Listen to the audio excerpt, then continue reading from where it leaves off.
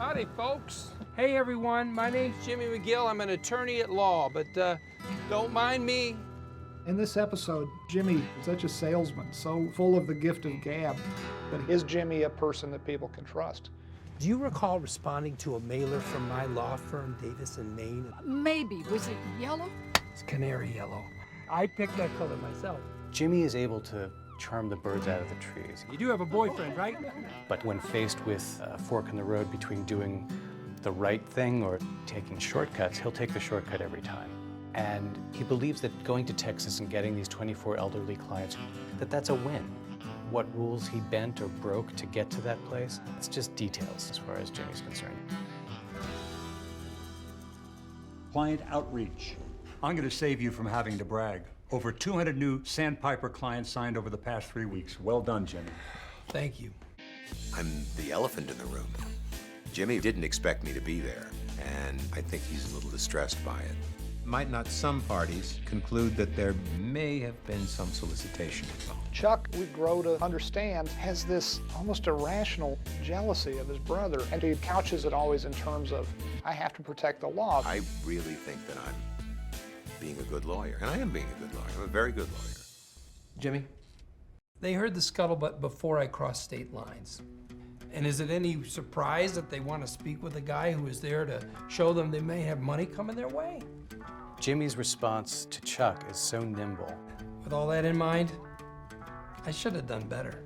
He actually has Chuck feeling like he swung and he missed. Jimmy also knows that a good story is ultimately more powerful than quoting legal precedents.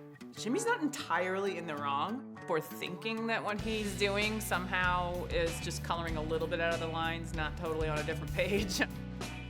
But Kim has really put herself on the line to help him get this job, and there is no wiggle room. She is mad at him for involving her in potentially questionable behavior. I'm ready for my close-up, Mr. McGill. If you asked him, is this the right thing to do? Go make a commercial with your own money, with your law firm's name on it. He'd think, it's not, but wait till you see it. It's so fun to watch Jimmy take on this commercial for the Sandpiper Crossing case. Okay, it's a oneer, and it's shot in glorious black and white. We can do that, right? Jimmy is inspired to put on his own show. It's almost like Jimmy is impresario. That's not a real tear, is it? Where did it all go?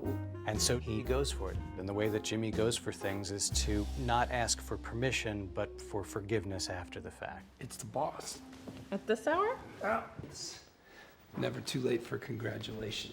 It's a tricky tightrope walk he's trying to pull off here. Tomorrow morning, 8 o'clock, my office. With the partners. You too. Okay, see ya. Golden boy. Jimmy's put Kim in an impossible position. That's me. I feel very worried about where this is going to go. So what I miss? Anything blow up yet? When Mike stakes out Stacy's house to really assess the danger that she's in, he realizes that these gunshots are not actually occurring and that this is really likely due to some form of PTSD. I think that's heartbreaking for him. You see that? You see the shape of it? The helplessness of somebody around you, breaking mentally. You're lost. That's it. We're getting you and Kaylee out of this house.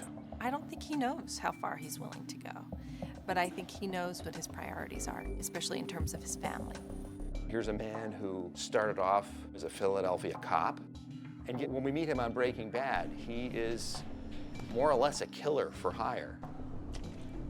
Things get dark and things get big. You gonna tell me what we're doing here?